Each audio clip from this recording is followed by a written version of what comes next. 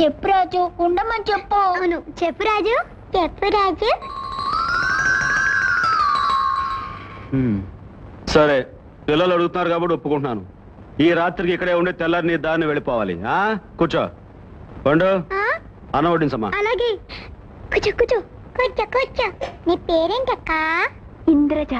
నీది ఏ ఊరు? అమరావతి. ఓహో, అమరావతి.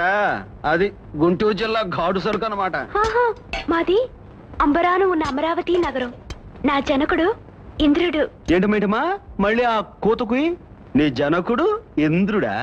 అవును మానవా, స్వర్గాధిపతి ఇంద్రుడు. ఆహా, అట్టాగా.